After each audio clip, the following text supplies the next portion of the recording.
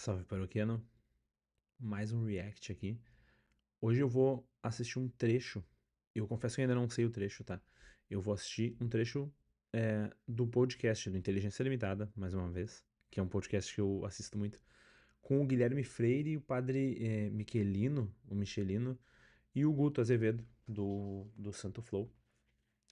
E eu tenho certeza que eu já assisti esse podcast em algum momento, eu não me lembro se eu assisti todo, se eu assisti esse trecho, mas eu abri ele ali e fui selecionando pelo. O Inteligência ali, organiza na timeline ali, então fui pelo assunto da timeline. Vamos ver se vai ter um assunto legal pra gente conversar. É sobre hierarquia da igreja, então é uma coisa que eu gosto de falar em geral. Então, vamos ver o que vai dar aqui.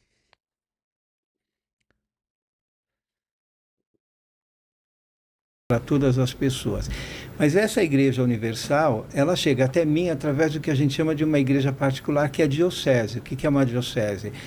É uma porção do povo de Deus que vive num limite geográfico a quem é confiado o pastoreio daquela igreja a um bispo, então um papa nomeia um bispo para aquela diocese, e o bispo governa, por assim dizer, não sei se a palavra governo é a melhor a ser utilizada, Lidera, mas talvez. lidera, pastoreia aquela. Um negócio importante de dizer é que o Papa ele nomeia o bispo mesmo, né?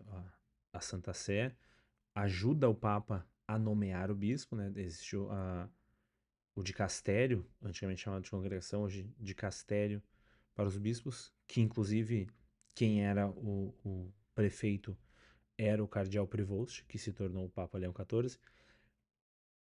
Esse dicastério auxilia o Papa nessa função. O Papa oficialmente é ele que nomeia, mas é diferente, inclusive nos vídeos que tem lá no meu Insta, no TikTok, eu falo bastante disso. A autoridade provém da onde, quem é a autoridade na paróquia. Diferente da autoridade, por exemplo, do pároco, que ela provém do bispo, a autoridade do bispo, ela não provém da Santa Sé. O bispo, ele é um sucessor dos apóstolos. Então, no momento em que ele é nomeado ali, ele, obediente ao Papa, obediente à Santa Sé, ele pastoreia aquela porção do povo de Deus, aquela diocese, às vezes uma arquidiocese, mas ele é por si só a autoridade. É diferente, né? O pároco, ele não tem não existe autoridade própria do pároco. A autoridade do pároco é a autoridade do bispo, é uma parte daquilo que é responsabilidade do bispo. E a diocese não, a diocese ela é naturalmente responsabilidade do bispo. Então, a autoridade ela provém dele mesmo, da ordenação episcopal dele, da sucessão apostólica. Porção do povo de Deus, né, assistido pelos seus presbíteros e pelos seus diáconos e também pelos batizados, todos membros da igreja. Então, quando a gente fala de hierarquia, então a gente está falando, né, dos padres, né, dos bispos, dos diáconos e assim por diante. Pois bem, quando nós falamos de, então, quando a gente fala de bispo, é alguém que tem a plenitude do sacramento da ordem e que é titular ou ajuda um bispo titular, ainda sendo bispo, em uma determinada região. E nenhuma diocese é subordinada. Mas outra coisa que, inclusive para muitos católicos, imagina ainda para não católicos ou recém-convertidos, que para muitos católicos não é tão claro, mas só existem 3 graus da ordem. É o diaconato, o presbiterato e o episcopado. O diaconato é do diácono, então nas paróquias vocês devem ver os diáconos permanentes, que são homens casados. Os seminaristas, eles são ordenados diáconos, em geral, meio ano antes da ordenação sacerdotal deles, alguns um pouco mais, alguns um pouco menos, mas ordinariamente, ou ao menos aqui na arquidiocese, eu imagino que esse processo seja muito parecido no resto do mundo, meio ano antes. E o presbiterato é a ordem do padre, do sacerdote, e episcopado, né, o bispo, episcopo. Esses são os graus da ordem. Então, Papa não é um grau da ordem. ah, arcebispo não é um grau da ordem, bispo auxiliar, todos eles estão enquadrados dentro de um desses graus. O resto, as demais nomenclaturas, elas são ou cargos, ou funções, ou honrarias, né? Tem muitos que antigamente eram cargos, assim, que eram funções oficiais, realmente executavam algo numa diocese ou na cúria romana, e que depois, às vezes, alguns depois de reformas do Papa Francisco, reformas da década de 60, 70, enfim, alguns de séculos atrás, se tornaram apenas títulos honoríficos, né? Quem gosta de literatura brasileira vai ler, por exemplo, se eu não me engano, agora eu não me lembro se é no Memórias Póstumas, não, é no Dom Casmurro mesmo. Se fala muito do protonotário, né? Um amigo da família, um padre que foi nomeado protonotário. Isso é uma função que hoje já não se nomeia. E ao longo de muito tempo ainda se existiram aqueles que tinham sido nomeados antes do título cair em desuso. Antes ele era uma função, depois ele se tornou apenas um título, porque as coisas também na igreja, essas coisas, elas não são dogma, elas são administrativas, né? Mas eu falava justamente que é isso. Cardeal, por exemplo, não é um grau da ordem. Então, o cardeal, enquanto sacerdote, enquanto ministro ordenado, ele está no mesmo grau do arcebispo de alguma, alguma arquidiocese qualquer, no mesmo grau de um bispo auxiliar, de um bispo emérito, no mesmo grau do papa em nível de ordenação. Obviamente, dentro da igreja, as funções e as responsabilidades são diferentes, né? Nada outra, todas elas respondem diretamente ao Papa, ok? Isso. Agora, o cardeal, o que é o cardeal? Então, o cardeal é uma espécie de, mal comparando, não quero fazer comparações políticas, mas é um conselho do Papa, ok? Cuja a missão tem a ver com o governo universal da igreja. Então, por exemplo, Dom Odilo é arcebispo de São Paulo. Enquanto arcebispo de São Paulo, ele é o pastor da arquidiocese de São Paulo, Certo. ok? E aí ele foi nomeado pelo Papa Bento XVI cardeal. Isso não tem a ver com a missão dele como bispo de São Paulo, mas tem a ver com assessorar ao Papa como conselheiro, por exemplo. Explicando um pouquinho melhor, não tem a ver no sentido de que é uma missão, uma função independente. Obviamente, a, os, os arcebispos, os bispos que têm alguma notoriedade, por exemplo, o cardeal Scherer, arcebispo de São Paulo, é a maior cidade da América Latina. Não sei se enquanto a arquidiocese também, mas é bem possível. Talvez menor que a arquidiocese da Cidade do México, eu não sei, mas certamente uma das maiores. Quer dizer, é um arcebispo que administra uma porção muito relevante e muito ativa e muito dinâmica do povo de Deus. Então, ele é, ser cardeal não tem a ver com a função que ele exerce, mas por conta dessa função, ele é um bispo que recebe destaque. Então, ah, uma coisa no final tá ligada na outra nesse sentido, assim, talvez é, Dom Jaime Spengler, arcebispo aqui de Porto Alegre, agora cardeal Spengler, é a mesma coisa. Ele, por exemplo, ele é arcebispo de Porto Alegre, da Arquidiocese de Porto Alegre. Hoje ele é presidente da CNBB, que é a Conferência Nacional dos Bispos do Brasil, e do CELAM, que é a Conferência dos Bispos Latino-Americanos. Nada disso tem objetivamente relação com o fato dele ser, com a função dele enquanto cardeal.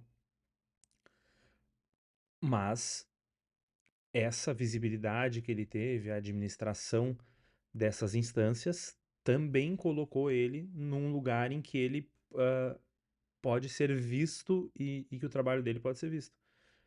Então, reforço mais uma vez, o que o padre falou tá certo, que as coisas não têm relação objetiva, mas no final uma coisa meio que vai puxando a outra, assim. Apesar de que o Papa Francisco, especificamente, priorizou alguns bispos um pouco menos notados do que ele dizia das periferias do mundo, né? Periferias existenciais e tal. Então ele privilegiou, de certa forma, até em detrimento de algumas dioceses, arquidioceses, patriarcados, que historicamente eram sedes cardinalícias e que agora, atualmente, não são. Assim, não, que em geral, sempre o bispo que tomava a cátedra lá era ordenado, era nomeado, feito cardeal em pouco tempo, e alguns até hoje seguem não sendo cardeais. Então, isso também foi uma coisa específica do pontificado do Papa Francisco. Ok? No governo da Igreja Universal. Existem cardeais que não são bispos, por exemplo. Existem Sim. cardeais que são teólogos, né? Ou poucos, mas esse Sim. título pode ser dado a qualquer cristão sem necessariamente ter o sacramento. Cardeal Raniero Cantalamessa também, que foi o pregador apostólico, o pregador da Santa Sé, se eu não me engano, desde a época do Papa São João Paulo II, talvez do final do pontificado dele, foi nomeado cardeal pelo Papa Francisco e é um frei, pediu para não ser, ele poderia, se quisesse, ser nomeado, ser ordenado bispo depois da nomeação de cardeal, e ele pediu que não fosse, preferiu se manter cardeal e apenas sacerdote e frade. Mas existe essa possibilidade, então no final isso denota ainda mais a função de administrativa do cardeal. Ele não é um grau da ordem, ou seja, o cardeal mesmo ele pode nem ser bispo, mas ele é um conselheiro do Papa, ou ele trabalha diretamente na cúria, ou ele é um conselheiro que está na sua diocese, na sua arquidiocese, e de tempos em tempos vai lá ou aconselha o Papa para assuntos específicos. Da ordem. Então, um monge, por exemplo, irmão, que não recebeu o sacramento da ordem, é um religioso que vive a vida monástica, ele pode ser que não é padre, né? Que não é padre, que não celebra a missa, isso tudo, vive a vida religiosa, celibato, ele pode ser cardeal. Né, ele pode ser nomeado cardeal da igreja. Nesse sentido, na hierarquia da igreja, o cardeal tem a missão de assessorar o Papa no governo da Igreja Universal. E aí temos aqueles cardeais que são residentes em Roma, ok? E que são presidentes dos principais departamentos. Então, eles são os assessores mais diretos do Papa. E existem aqueles cardeais que são pastores de alguma diocese ou arquidiocese pelo mundo e que também ajudam, fazem parte de alguma das comissões do Vaticano, assessorando o Papa no governo da Igreja Universal. O próprio exemplo do Papa Leão XIV, quando foi feito cardeal, ele se tornou bispo emérito. Se eu não me engano, até um pouco antes, porque ele já foi trabalhar na cúria antes de ser cardeal.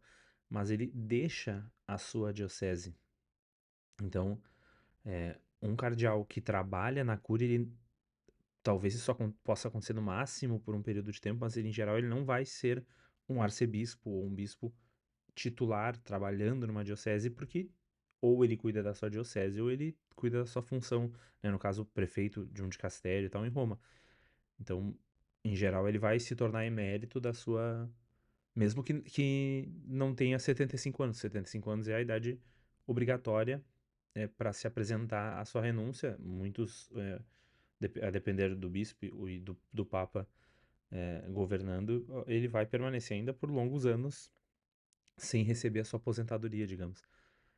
Né? Não é obrigatório que ele saia, mas é obrigatório que ele apresente a sua renúncia. Isso é de uma reforma de algumas poucas décadas atrás. Mas mesmo que ele não tenha feito 75 anos ainda, ele acaba recebendo essa dispensa, né, para poder ir trabalhar na Cúria Romana. Entre, vamos dizer assim, as prerrogativas ou missão do colégio, do grupo de cardeais, está a eleição Do próximo Papa. do próximo Papa ou a eleição dos Papas. E não pode acima de 80.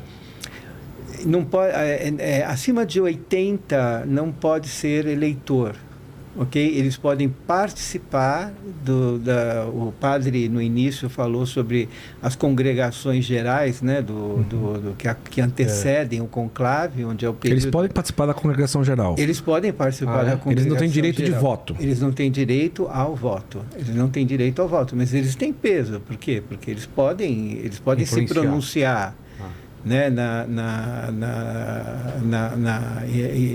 Isso já deve ter sido batido à exaustão, né, nesse período de conclave, mas eles não têm direito a voto, participam das congregações gerais, mas não entram no conclave, né? Apesar de não entrar no conclave, teoricamente, eles podem ser votados, que a pessoa, para ser votado, não precisa estar dentro do conclave. Mas não é usual, né? eles podem, né, se pronunciar nessas congregações onde estão sendo discutidos os principais desafios que a igreja deve enfrentar nesse momento ou deve responder. Agora ele, no caso, não pode eleger, não tem direito de voto, mas pode ser eleito. Pode ser eleito, sim, e não precisa ser cardeal para ser eleito, não. Isso mesmo. Não. Isso é uma coisa que eu vi muitos lugares falando bem errado na mídia geral, e mesmo em meios católicos, e mesmo alguns padres e leigos que costumam ensinar, fazer catequese e tal, falando isso bem. Que eu confesso que em alguns momentos eu cheguei a ficar em dúvida se a informação que eu tinha estava correta, e depois eu confirmei isso. Mas é isso, não precisa nem ser cardeal. Óbvio que a gente sabe, cada vez isso é menos usual. Na Idade Média isso se tornou, isso aconteceu em alguns momentos. Agora, eu não sei quantos séculos faz que isso não acontece. Não é usual, mas teoricamente, né, na legislação ali no código de direito canônico, enfim, isso existe essa possibilidade. Ou seja, ele não só não precisa estar dentro do conclave, que esse sim, para estar lá dentro existe uma regra bem específica, ou são aqueles que estão exercendo funções que estão na mesa e tal, ou são os cardeais eleitores, mas ele não precisa nem estar dentro do conclave, quanto menos ser cardeal. Então, seria possível, sei lá, as pessoas brincaram, por exemplo, o Frei Gilson vai virar papa. Seria possível. Óbvio que, ainda mais da forma como o mundo é globalizado, agora se a gente pensar, escolher uma pessoa em Roma do século VIII que não seja cardeal, tudo bem, são pessoas dentro de uma cidade, é um universo muito menor. Agora, pensar que isso é possível para o mundo todo, eles vão pensar num Frei, ou enfim, qualquer pessoa lá no Brasil, ou sei lá, no Sri Lanka. Essa possibilidade se torna muito mais remota por isso, né? Porque o universo de possibilidades se tornou tão grande que nem sei se faz sentido. Teria que ser uma inspiração. O Espírito Santo teria que agir de uma forma bem impactante, acho, para isso acontecer. Não? Não. Eu achei que só cardeal que podia. Não, Nem precisa ser padre a também. probabilidade... sim, é muito pequeno. Mas, por exemplo, um monge, um franciscano, irmão, que não tem os sacramentos da ordem, como já aconteceu Pode ser no passado, convocado. Exato, já aconteceu, e ele pode ser... O colégio cardinalício não precisa necessariamente eleger um deles, entre Ele vai eles. ser sagrado bispo e vai ser... Aí ele recebe todos os sacramentos. Foi muito raro isso acontecer, é pouco provável que aconteça, né, nos dias de hoje, mas poderia sim acontecer.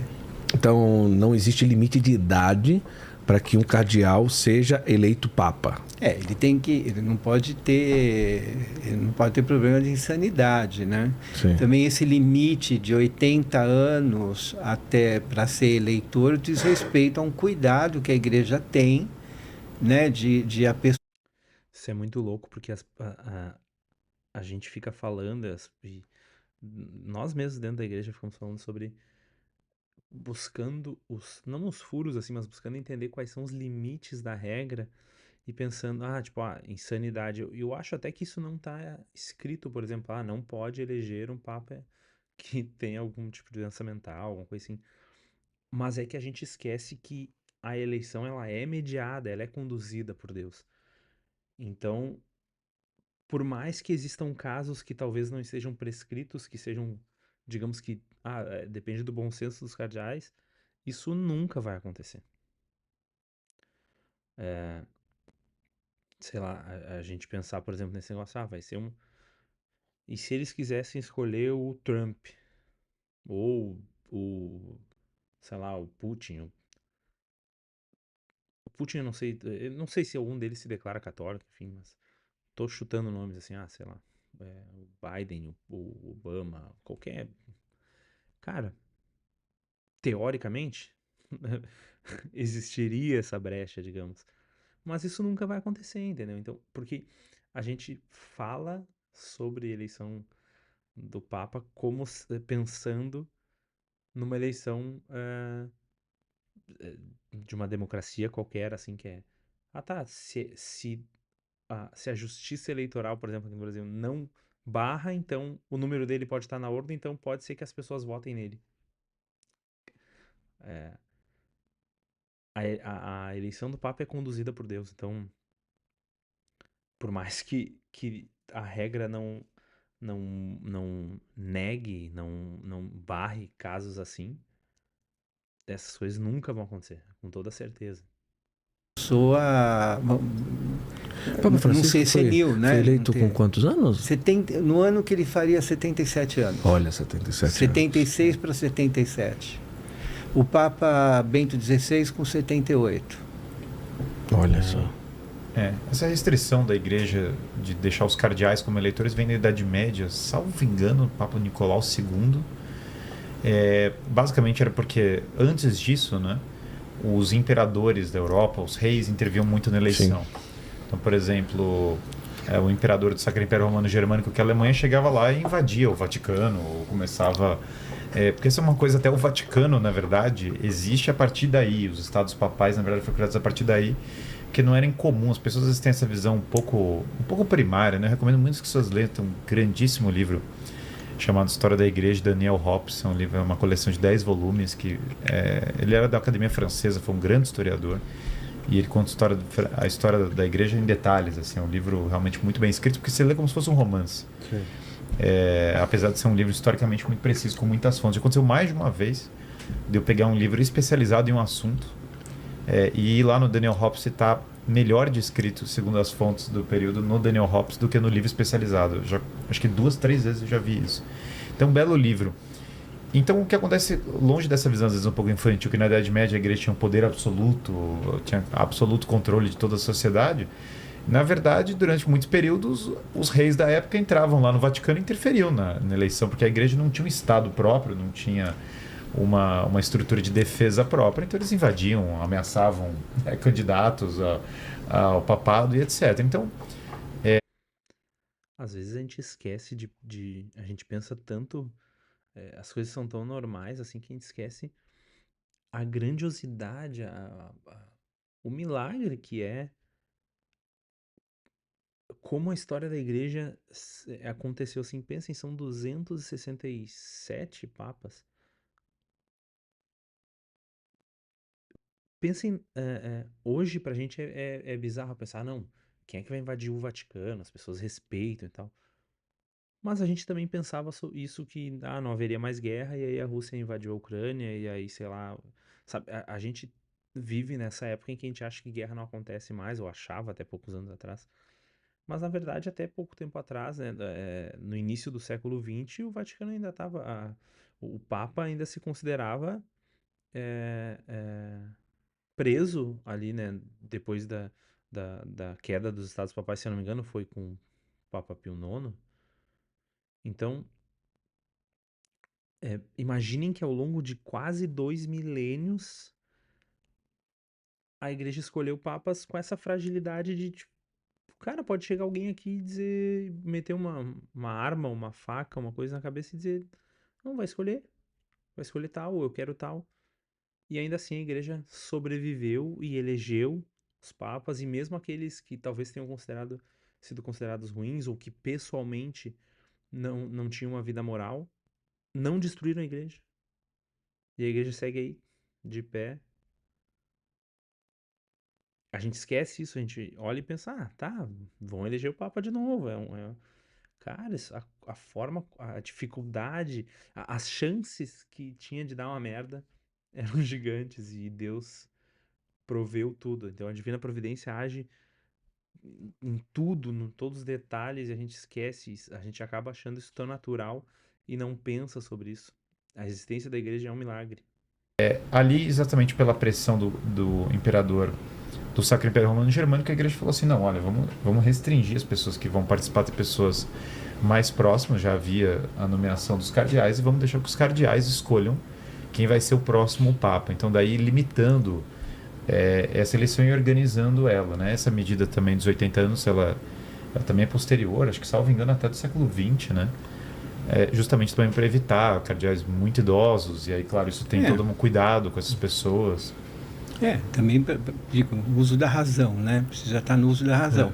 Todos os bispos, por exemplo, por disposição do Código de Direito Canônico, devem apresentar ao Papa uma carta de renúncia quando fazem 75 anos. E aí o Papa pode aceitar ou não, o Papa pode aceitar, mas pedir que a pessoa fique mais 2 anos, 5 anos, dependendo do caso e do estado, e do estado físico da pessoa, da capacidade dela trabalhar também, né? E a gente viu, quem viu o filme só... Eu vi. Padre Michelino. A gente vê no filme também que tem um cardeal que gerencia, que organiza o conclave. Como que era o escolhido? Camerlengo. Como que é escolhido essa pessoa? Eu acho que é por cargo, né? Na verdade, o cardeal Camerlengo administra a sé vacante, né? O protodiácono, que é o cardeal diácono, é o protodiácono? O protodiácono é o que anuncia. Putz, agora não me lembro. Mas eu acho que é. Sei lá. Enfim, mas é um dos dois, né, o cardeal, ou talvez o cardeal bispo mais antigo, não sei. Mas não é o Camerlengo que preside o conclave. Eu acho que é um cargo que é dado, e uma das funções dele, a função do decano, que é o cardeal mais velho, que hoje é o cardeal Ré, que tem 91 anos e, portanto, não será eleitor, mas, como decano, é ele que convoca a Assembleia dos cardeais para iniciarem o processo da escolha do novo Papa. E é ele também quem preside a missa, que a gente chama assim, né, em favor da eleição do novo Papa. No caso, o decano é o que também presidiria o conclave, e aí na impossibilidade dele de entrar, que é o caso dele, ele já tem mais de 80 anos, digamos que se vê quem é porque o decano é o mais antigo, né? Então, o mais idoso. Então se vê dentro, no caso, o cardeal feito há mais tempo? É uma boa pergunta. Eu acho que sim. Na impossibilidade do decano real, digamos, se vê quem é o decano possível, que é o mais antigo, que ainda pode entrar no conclave, né? Invoca o Espírito Santo. Isso precede o momento em que os cardeais são encerrados para o conclave e para começar os escrutínios e a eleição de um novo Papa, mas ele não vai participar. O Camerlengo é aquele que ele fica durante a sede vacante, ele responde pelo governo e administração da igreja nesse período e a organização de todo o conclave. Eu posso fazer uma observação? Claro, claro. Com todo respeito, eu quero discordar do Frei Beto no que diz, quando ele diz que o filme retrata. Não é nem longe aquilo, entendeu? Nem de longe tem aquela os bastidores, tensão. toda aquela. Não é aquilo. Porque para quem não viu o filme, sem dar spoiler, mas tem muita trama, né, de um cardeal tentar interromper a candidatura do outro, né? Trazendo coisas do passado. A grande verdade, entendeu? Né, de não sei o que e tal, é que, de novo, são enquadramentos humanos, claro, né, de não sei o que e tal. A grande verdade e é ficção, o filme é uma ficção. Os cardeais são homens de fé, são homens que têm o evangelho no coração, Entendeu? São homens que são servidores da igreja. Isso é uma crença minha particular. Eu acho que mesmo aqueles que talvez possam estar, não sei se mal intencionados é a palavra, mas tentando manipular ou fazer algum tipo de política, ou que antes da ser vacante, ou enfim, que em algum momento da vida ou do cardinalato, da- de exercer a sua função de cardeal, pensou ou cogitou fazer algum tipo de movimentação para eleger esse ou aquele, eu acho que no final é tomado também pela divina providência, as coisas. Não que. Ah, não é tipo, vai baixar o Espírito Santo nele e ele vai mudar de opinião. Apesar de que eu não duvidaria também de que em alguns momentos, alguns votos, o coração dos cardeais muda também dessa forma. Mas a divina providência vai conduzindo de modo que talvez um detalhe no voo indo para Roma faça mudar, enfim. Acho que a gente confia pouco na divina providência quando pensa nesse tipo de coisa, assim, como é que vai ser a eleição, mas tem o cardeal que vai fazer uma politicagem essa, aquela. E aí, claro, a gente vê esse tipo de filme, as coisas que são feitas por pessoas que não têm, que em geral não têm fé e que não têm a mínima, mínima, mínima ideia do que significa isso, assim, então, sei lá, é, acho que a gente precisa olhar botar o óculos da fé pra ver esse tipo de coisa, pra realmente entender e no final, nas nossas vidas, assim, quando a gente consegue olhar pra trás e ver como as coisas se encaixam, a gente entende também como o mundo funciona, como a igreja funciona. Acho que esse exercício eu sempre indico pra quem faz pastoral e tal, que escreva um diário pastoral. Inclusive, se tu quiser que eu explique melhor, bota nos comentários aqui, que eu posso fazer um vídeo só sobre isso. Mas até na nossa vida pessoal, não sei se às vezes a gente não tem tempo, eu mesmo gosto de escrever, mas nem sempre consigo parar pra escrever diário e tal. Mas, sei lá, às vezes tu tá no ônibus, tá pensando na vida, tá tomando banho. Pra pensar um pouco no como tu era 10 anos atrás, 5 anos atrás. Tu mudou pra melhor, ou sei lá, como é que se deu a tua conversão? Aconteceu porque tal pessoa eu conversei e ela me levou pra igreja, ou porque eu vi tal vídeo. Começa a ligar os pontos e ver que a maravilha que é a tua conversão, a tua vida, que tu é católico por uma graça, assim, por uma chance em 1 milhão. Eu tenho certeza que tu não precisa ter uma vida. Eu era um bêbado que vivia drogado, eu estou curado. Não precisa ter essa história de conversão de 180 graus para conseguir notar que é um milagre também que tu seja católico, que tu tenha conhecido a fé, que tu ame a Deus e que tu busque a santidade. Porque as chances são muito contrárias. Então, entender isso na nossa vida nos ajuda também a olhar com o olhar da fé para as coisas da igreja. E vou dizer uma coisa para você, entendeu? Acho que ninguém quer ser papa, não. Tem até uma história um pouco divertida, né? Que diz que quando eles chegam ao número, né, de maioria absoluta na escolha do Papa, o pessoal fica feliz, né, bate palma, não sei o que, etc. Tal, e o pobre coitado fica lá emburrado. Já era. Sabe? Que São Pio X chorou e pediu para não ser papa, né? E aí, quando ele viu que ele estava sendo eleito, e aí na votação seguinte ele foi de fato eleito. Nem vai Ele poder sabe voltar para do casa. trabalho que ele vai ter. Nem voltar não, pra só casa, é não verdade. volta para casa. Ah, é? A vida Não dele a volta partir pra- daquele dia muda. Muda completamente. É uma entrega. É uma entrega absoluta, total da vida, do tempo, dos afetos, desprendimento dos afetos, da família, da Não é? pátria, da. Ele não deixa de ser papa, né? Ele 24 E horas. olha, eu vou dizer uma coisa, hein? O Papa mais obedece o que manda. É. Como serviço, Uma vida né? De agenda, né? É. Uma vida de serviço, tem que entrega. cumprir a agenda, tem que não sei o quê. Mas o que mais, padre, você acha que não retrata lá? Eu acho que primeiro não retrata não é essa coisa tensa, essa disputa pelo. Bom, aqui já termina o corte, vão voltar a falar um pouco do filme, eu imagino. E aqui na timeline já tá mostrando o fim do corte, então acho que o nosso pode ficar por aqui também. No final, eu sempre gosto de ressaltar isso, apesar de o Diário de Paroquiano de Aldeia não ser uma página para ensinar sobre hierarquia da igreja, nada. É um assunto que eu particularmente gosto e que eu acho que é muito importante nós, paroquianos de aldeia, apesar de eu sempre falar sobre essa vida simples da paróquia, é importante que nós saibamos. Eu acho que faz parte do ser católico e é uma pena que muitos católicos, por muitos anos, não souberam dessas coisas, não entenderam a igreja e muitos hoje ainda não entendem.